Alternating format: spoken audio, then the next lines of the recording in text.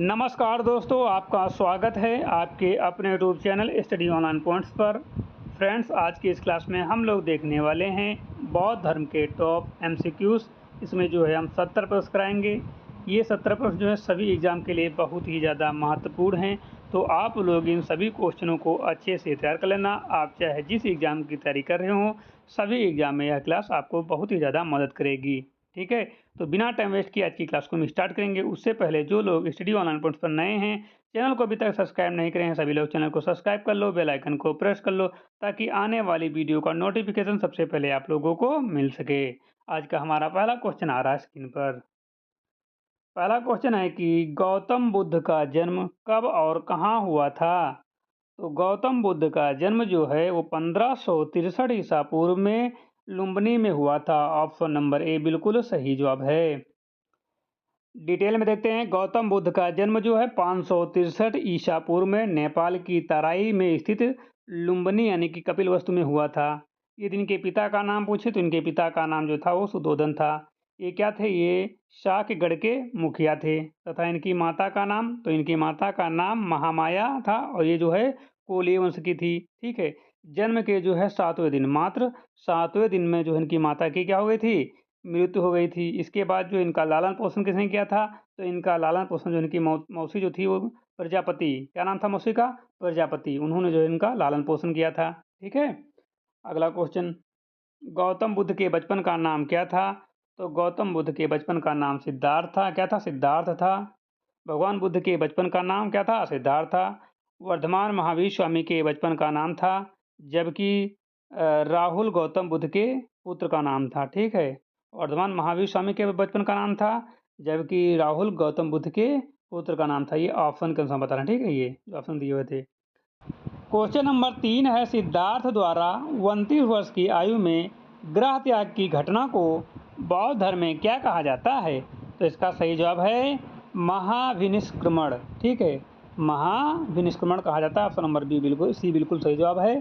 ठीक है, 29 वर्ष की अवस्था में जो है सांसारिक दुखों से व्यतीत होकर जो सिद्धार्थ ने गृह त्याग किया, बौद्ध ग्रंथ में इस घटना को जो है महाविनिष्क्रमण कहा गया है। इसका प्रतीक क्या है? घोड़ा। ठीक है, क्या है? कंथक, घोड़ा। क्वेश्चन नंबर 4 है, सिद्धार्थ को किस नदी के तट पर और किस वृक्ष के नीचे ज्ञान की प्राप्ति हुई थी? तो इसका सही जवाब है निरंजना पुनपुन नदी पर, जो है पीपल वृक्ष के नीचे। ठीक, ऑप्शन नंबर बी बिल्कुल सही जवाब है। 35 वर्ष की आयु में जो है वैशाख पूर्णिमा की रात बिहार के बोध गया में निरंजना यानी कि फाल्गु नदी के तट पर जो है पीपल बोधि वृक्ष के नीचे जो है सिद्धार्थ को ज्ञान प्राप्त हुआ। ज्ञान प्राप्ति के बाद वे बुद्ध कहलाए। अगला क्वेश्चन है, बुद्ध ने अपना प्रथम उपदेश कहाँ दिया था, जिसे जो है धर्म चक्र प्रवर्तन कहा जाता है? बोध गया, वैशाली, सारनाथ या श्रावस्ती? तो इसका सही जवाब हो जाता है सारनाथ में। ठीक है, बुद्ध ने अपना पहला उपदेश वाराणसी के निकट सारनाथ में अपने 5 साधक साथियों पंचवर्गीय भिक्षाओं को दिया। इस घटना को बौद्ध परंपरा में धर्म चक्र परिवर्तन कहा जाता है। तो ऑप्शन नंबर सी बिल्कुल सही जवाब है। क्वेश्चन नंबर 6, गौतम बुद्ध ने अपने सर्वाधिक उपदेश किस स्थान पर दिए थे? राजगृह, वैशाली, श्रावस्ती या कौशाम्बी? तो 6 का जो सही जवाब हो जाता है श्रावस्ती में। बुद्ध ने अपने जीवन के सर्वाधिक उपदेश कौशल देश की राजधानी श्रावस्ती में दिए। उन्होंने अपने प्रचार का मुख्य केंद्र मगध को बनाया था। किसको बनाया था? मगध को। गौतम बुद्ध के प्रथम गुरु कौन थे? गौतम बुद्ध के प्रथम गुरु कौन थे? तो गौतम बुद्ध के प्रथम गुरु जो थे वो आलार कालम थे।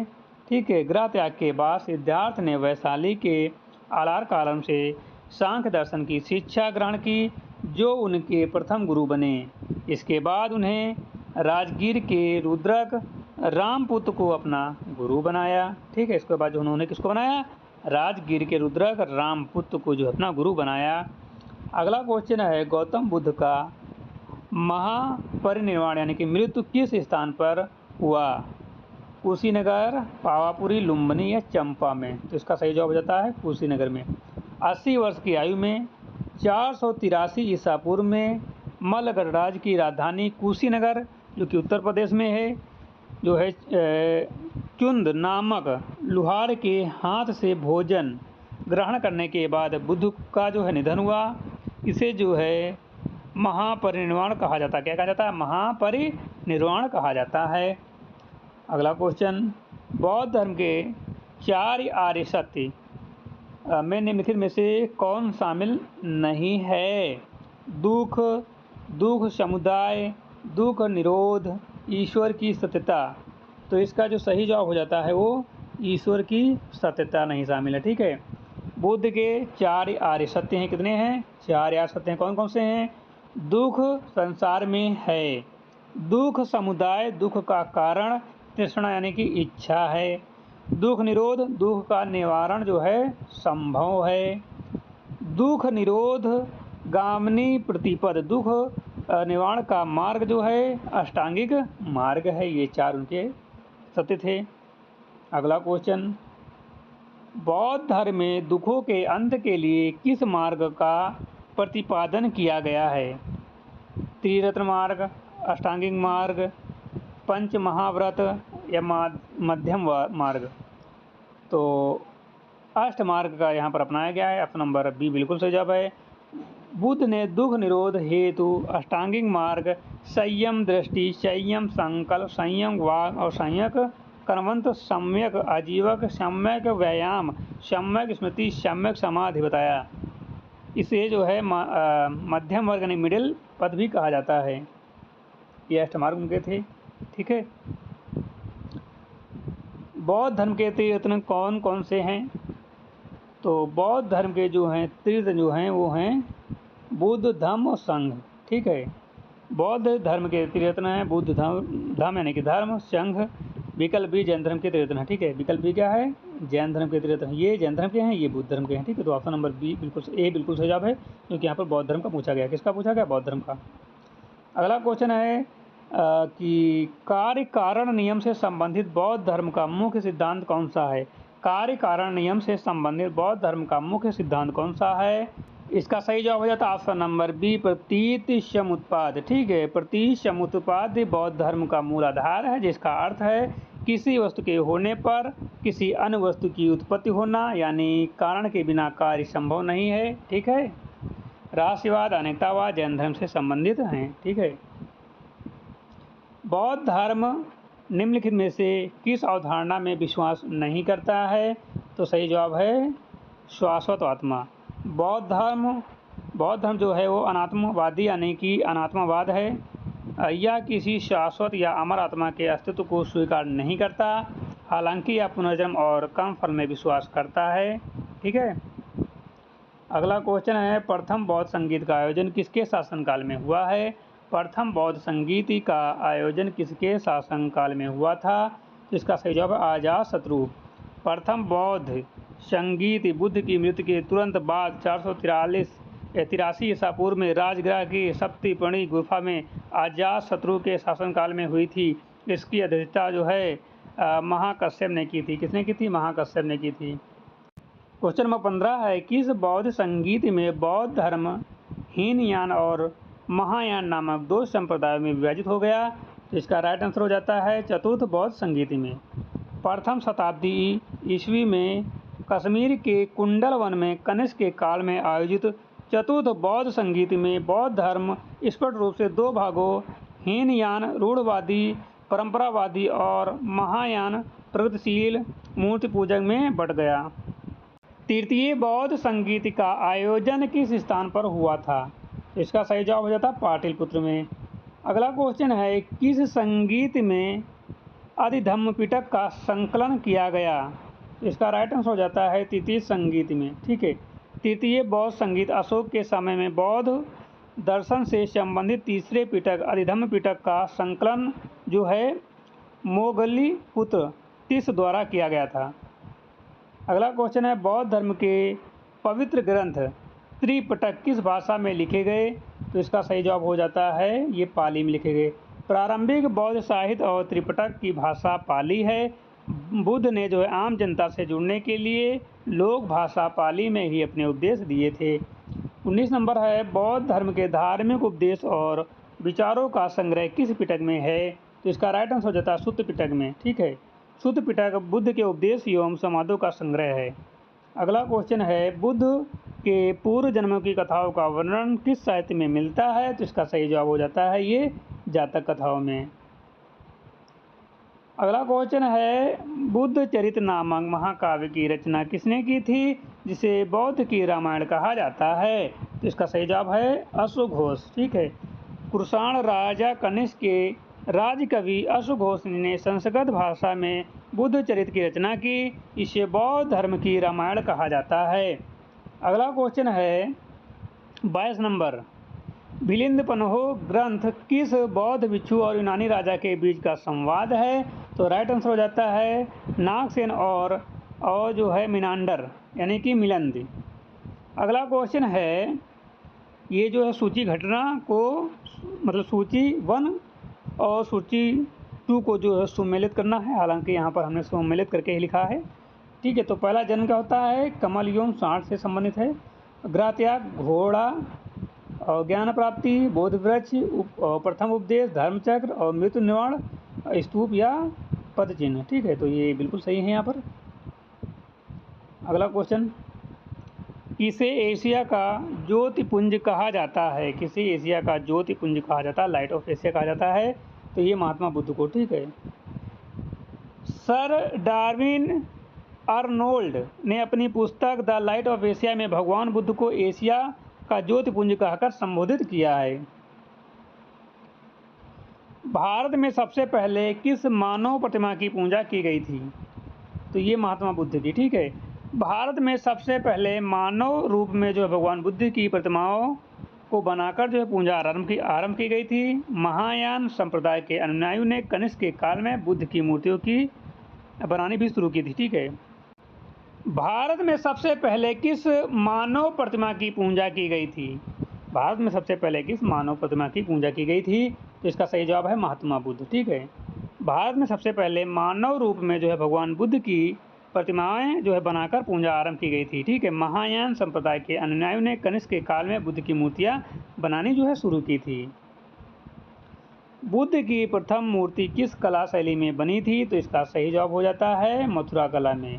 बुद्ध की प्रथम मूर्ति मथुरा कला शैली में निर्मित हुई थी, जबकि सर्वाधिक संख्या में बुद्ध की मूर्तियां का निर्माण जो है गंधार कला शैली यानी कि ग्रीको रोमन शैली के तहत हुआ था। 27 नंबर है, माध्यमिक सूत्र के रचनाकार कौन हैं जिन्हें भारत का आइंस्टीन कहा जाता है? तो इसका सही जवाब हो जाता है नागार्जुन। नागार्जुन जो है बौद्ध धर्म के महायान संप्रदाय के माध्यमिक शून्यतवाद विचार के संस्थापक थे। उन्होंने जो है अपनी पुस्तक माध्यमिक सूत्र में सापेक्षता का सिद्धांत दिया, इसलिए उन्हें जो है भारत का आइंस्टीन कहा जाता है। 28 नंबर है, नालंदा विश्वविद्यालय की स्थापना किस गुप्त शासन के बौद्ध धर्म के शिक्षा केंद्र के रूप में की गई थी? तो इसका सही जवाब हो जाता है कुमारगुप्त प्रथम। 5वीं शताब्दी में गुप्त शासक कुमारगुप्त प्रथम ने बिहार में नालंदा विश्वविद्यालय की स्थापना की, जो महायान बौद्ध धर्म की शिक्षा का विश्व प्रसिद्ध केंद्र बना। इसे बख्तियार खिलजी ने नष्ट कर दिया था। अगला क्वेश्चन है, विक्रमशिला विश्वविद्यालय की स्थापना किस पाल राजा ने की थी? तो इसका सही जवाब हो जाता है option number B Dharmapal. Bengal के पाल वंशीय शासक धर्मपाल ने 8वीं शताब्दी में भागलपुर बिहार में विक्रमशिला विश्वविद्यालय की स्थापना की। यह बौद्ध धर्म की जो है व्रजयान शाखा का प्रमुख केंद्र था। संघ में प्रवेश करने वाली पहली महिला कौन थी? तो संघ में प्रवेश करने वाली पहला महिला जो थी प्रजापति गौतमी थी। अपने प्रिय शिष्य आनंद के अनुरोध पर जो है बुद्ध ने वैशाली में महिलाओं को संघ में प्रवेश की अनुमति दी। संघ में प्रवेश पाने वाली पहली भिक्षुण बुद्ध की सौतेली माँ प्रजापति गौतमी थी। ठीक है, कोई रीजन थोड़ा देखते हैं। देखो, बोध वृक्ष को कटाने वाले शासक गौड़ देश का राजा शशांक था। अशोक को बौद्ध धर्म में दीक्षित करने वाला भिक्षु उपगुप्त था। संघ में प्रवेश की न्यूनतम आयु 15 वर्ष संघ में प्रवेश के उप संप्रदाय कहा जाता था। बौद्ध धर्म के 2 प्रमुख संप्रदाय हीनयान मूर्ति पूजा नहीं करते, बुद्ध को जो है महापुरुष मानते, और महायान बुद्ध को ईश्वर मानकर मूर्ति पूजा करते हैं। व्रजयान शाखा 7वीं शताब्दी में विकसित शाखा है, जिसमें तंत्र मंत्र और जादू टोना का समावेश हुआ। ठीक है, तो एक क्विक रिवीजन था। आगे भी चलते हैं अगले क्वेश्चन पर। अगला क्वेश्चन है, बौद्ध संघ में प्रवेश पाने की न्यूनतम आयु क्या निर्धारित थी? तो इसका सही जवाब हो जाता है 15 वर्ष। बौद्ध संघ में जो है शामिल होने के लिए न्यूनतम आयु 15 वर्ष तय की गई थी। इसके लिए माता पिता की अनुमति अनिवार्य थी। दासों और रीढ़ी व्यक्तियों, रोगियों और राजाओं के सैनिकों को संघ में प्रवेश की अनुमति नहीं थी। अगला क्वेश्चन है, बौद्ध संघ में गृहस्थ जीवन व्यतीत करते हुए बौद्ध धर्म अपनाने वाले लोगों को क्या कहा जाता था? उनको जो है उपासक या उपासिका कहा जाता था। बौद्ध धर्म के अनुयायी 2 भागों में विभाजित थे।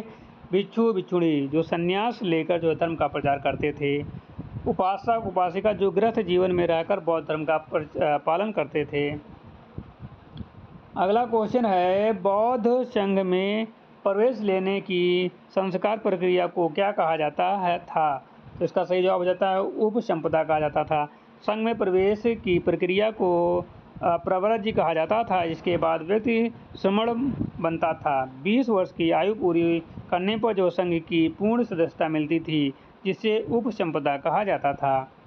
अगला क्वेश्चन है, वर्षा ऋतु के दौरान बौद्ध भिक्षुओं द्वारा एक स्थान पर रुक कर धर्म प्रचार करने और अपराध स्वीकार करने की परंपरा को क्या कहा जाता था? तो इसका सही जवाब है पवन या पावरण। वर्षा ऋतु में के 4 महीनों में बौद्ध भिक्षु यात्रा बंद कर देते थे। वर्षा काल समाप्त होने पर पौर्णा समारोह की आयोजन होता था, जिसमें भिक्षु वर्ष भर किए गए अपने अपराधों मूलों को स्वीकार करते थे। उपोषथ बौद्ध धर्म में किससे संबंधित नियम है? तो इसका सही जवाब हो जाता है पूर्णिमा और अमावस्या में होने वाली सभा व प्रति मोक्ष का पाठ। उपोषथ प्रत्येक माह के 4 पवित्र दिनों अमावस्या, पूर्णिमा और 2 चतुर्थ को आयोजित होने वाली धार्मिक सभा थी, जहां भिक्षु एकत्र होकर संघ के नियमों प्रतिमोक्ष का पाठ करते थे। बौद्ध दर्शन में अनेकतावाद के विपरीत दक्षिणवाद का क्या अर्थ है? तो इसका सही जवाब हो जाता है संसार में कुछ भी स्थायी नहीं है, सब परिवर्तनशील है। बुद्ध ने जो है क्षणिकवाद यानी कि शंभ अनंत का सिद्धांत दिया। इसके अनुसार इस जगत की प्रत्येक वस्तु परिवर्तनशील है, क्षणभंगुर है, कोई भी तत्व नित्य या शाश्वत नहीं है। अगला क्वेश्चन, बौद्ध धर्म में मोक्ष निर्वाण का क्या अर्थ है? तो इसका सही जवाब हो जाता है दीपक का बुझ जाना, अर्थात तृष्णा रूपी अग्नि का शांत होना। निर्वाण शब्द का शाब्दिक अर्थ है दीपक का बुझ जाना। बौद्ध धर्म में इसका तात्पर्य जीवन मरण के चक्र और दुखों यानी कि तृष्णा इच्छाओं से मुक्ति पाना है। यह अवस्था इसी जीवन में प्राप्त की जा सकती है। अगला क्वेश्चन है, बुद्ध के अनुसार दुखों का मूल कारण रूट केस ऑफ सफरिंग क्या है? तो राइट आंसर हो जाता है अज्ञान और तृष्णा। बुद्ध के अनुसार सभी दुखों का मूल कारण अविद्या ज्ञान है, जो तृष्णा अत्यधिक इच्छा या लालसा को जन्म देती है। तृष्णा ही व्यक्ति को जन्म मरण के चक्र में बांधे रखती है। अगला क्वेश्चन है, स्तूप का संबंध मुख्य रूप से बुद्ध के जीवन की किस घटना या विषय से है? तो राइट आंसर हो जाता है महापरिनिर्वाण और अवशेष से। स्तूप का शाब्दिक अर्थ है थुहा या ढेर होता है। बुद्ध के महापरिनिर्वाण के बाद उनके पवित्र अवशेषों अस्थि भस्म पर मिट्टी या ईंटों के अर्ध गोलाकार टीले बनाए गए, जिन्हें स्तूप कहा गया। भारत का सबसे बड़ा और प्रसिद्ध बौद्ध स्तूप सांची का स्तूप किस राज्य में स्थित है? तो सही जवाब हो जाता है मध्य प्रदेश में। सांची का स्तूप मध्य प्रदेश के रायसेन जिले में स्थित है। इसका निर्माण मूलतः मौर्य सम्राट अशोक ने 3वीं शताब्दी में जो है करवाया था। प्रसिद्ध भरतू स्तूप की खोज 1873 में किसने की थी? तो राइट आंसर हो जाता है ये जो है अलेक्जेंडर कनिंघम ने किया था। मध्य प्रदेश के जो है सतना जिले में स्थित भरतू स्तूप की खोज भारतीय पुरातत्व सर्वेक्षण के जनक सर अलेक्जेंडर कनिंघम ने की थी। यह शुंग काल की कलाकृतियों के लिए प्रसिद्ध हैं। अगला क्वेश्चन है, बौद्ध वास्तुकला में चैत्य और विहार में क्या अंतर है? तो सही जवाब हो जाता है चैत्य बौद्ध पूजा गृह है, जबकि विहार भिक्षुओं का निवास स्थान। अगला क्वेश्चन है, महाराष्ट्र में स्थित कौन सी गुफाएं बौद्ध शैलकृत रॉकट वास्तुकला और चित्रकलाओं के लिए विश्व प्रसिद्ध हैं?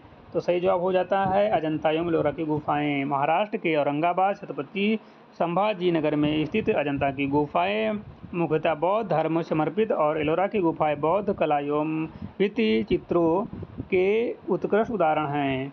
अगला क्वेश्चन है, बुद्ध के जीवन की घटनाओं से जुड़े 8 महान स्थानों को किस नाम से जाना जाता है? तो सही जवाब हो जाता है अष्ट महास्थान। बुद्ध के जीवन से जुड़े 8 पवित्र स्थान लुम्बिनी, बोध गया, सारनाथ, कुशीनगर, श्रावस्ती, शंकिसा, राजगृह, वैशाली को सम्मिलित रूप से अष्ट महास्थान कहा जाता है। अगला क्वेश्चन है, बौद्ध धर्म की व्रजयान शाखा का विकास किस शताब्दी में हुआ? तो सही जवाब हो जाता है 7वीं 8वीं शताब्दी में। मध्यकाल लगभग 7वीं शताब्दी में बौद्ध धर्म में एक नई शाखा व्रजयान का उदय हुआ। इसमें तंत्र मंत्र, तारा देवी की पूजा, जादू टोना शामिल हो गया। इसका मुख्य केंद्र बिहार का विक्रमशिला विश्वविद्यालय था। आदि धम्मपिटक के प्रसिद्ध टीकाकार कौन थे जिन्होंने विशुद्धिधम्म ग्रंथ लिखा? बुद्ध, घोष, वसुबंधु, नागार्जुन, धर्मपाल। तो राइट आंसर हो जाता बुद्ध घोष। अगला क्वेश्चन, बौद्ध धर्म का प्रसिद्ध ग्रंथ ललित विस्तार किस भाषा में लिखा गया? तो राइट आंसर हो जाता है संस्कृत में। महायान संप्रदाय का ग्रंथ ललित विस्तार संस्कृत भाषा में लिखा गया। इसमें भगवान बुद्ध के जीवन चरित्र का अलौकिक और चमत्कारिक वर्णन है। बुद्ध के समकालीन कौन से प्रसिद्ध वैद्य चिकित्सक थे जिन्होंने बुद्ध और मगध सम्राट बिम्बिसार का इलाज किया था? तो राइट आंसर हो जाता है जीवक मगध नरेश बिम्बिसार के राजवैद्य थे। बिम्बिसार ने जीवक को भगवान बुद्ध तथा अवंती के राजा प्रद्योत पीलिया रोग के इलाज हेतु की सेवा में भेजा था। अगला क्वेश्चन है, महायान बौद्ध धर्म में बोधिसत्व का क्या अर्थ है? तो इसका राइट आंसर हो जाता है वह दयालु प्राणी जो दूसरों के उद्धार के लिए स्वयं के निवारण को टाल देता है। महायान में बोधिसत्व जैसे अवलोकितेश्वर, मंजूश्री, मैत्री उन करुणामयी आत्माओं को कहा गया है जो स्वयं बुद्धत्व प्राप्त करने योग्य हैं किंतु सभी जीवों के कल्याण हेतु निर्माण स्थगित कर देते हैं। भविष्य काल में अवतरित होने वाले बौद्ध भावी बुद्ध फ्यूचर बुद्ध के रूप में किसे माना जाता है? तो इसका सही जवाब हो जाता है मैत्रेय को। बौद्ध परंपरा के अनुसार मैत्रेय भविष्य में पृथ्वी का जन्म लेने वाले अंतिम बुद्ध भावी बुद्ध हैं जो शुद्ध धर्म की पुनः स्थापना करेंगे। एक और नंबर है, शून्यता के सिद्धांत का प्रतिपादन करने वाले बौद्ध दार्शनिक कौन थे? तो सही जवाब हो जाता है नागार्जुन। नागार्जुन ने शून्यतावाद माध्यमिक दर्शन का प्रतिपादन किया जिसके अनुसार संसार की सभी वस्तुएं किसी न किसी कारण पर निर्भर हैं और स्वतः अस्तित्वहीन शून्य हैं। अगला क्वेश्चन है, द्वितीय बौद्ध संगीत वैशाली के दौरान नियमों में मतभेद के कारण बौद्ध संघ किन 2 समूहों में विभाजित हुआ था? तो राइट आंसर हो जाता है स्थवर और महासांघिक। अगला क्वेश्चन है, मौर्य सम्राट अशोक ने अपने पुत्र महेंद्र और पुत्री संघमित्रा को बौद्ध धर्म के प्रचार हेतु किस देश भेजा था? तो सही जवाब हो जाता श्रीलंका। ताम्रपर्णी में तृतीय बौद्ध संगीत के बाद अशोक ने बौद्ध धर्म को अंतर्राष्ट्रीय पहचान दिलाने के लिए अपने पुत्र महेंद्र और पुत्री संघमित्रा को बोध वृक्ष की शाखा देकर जो श्रीलंका भेजा था। किस यूनानी इंडो ग्रीक राजा ने बौद्ध भिक्षु नागसेन से प्रभावित होकर जो बौद्ध धर्म स्वीकार किया था? सही जवाब है मिनांडर यानी कि मिलिंद। उत्तर पश्चिम भारत के प्रसिद्ध यूनानी शासक मिनांडर ने नागसेन के उत्तरों से संतुष्ट होकर बौद्ध धर्म अपना लिया था। अगला क्वेश्चन है, कुषाण वंश के किस तापीय राजा ने बौद्ध धर्म के महायान संप्रदाय को राजकीय संरक्षण दिया? तो सही जवाब हो जाता है कनिष्क।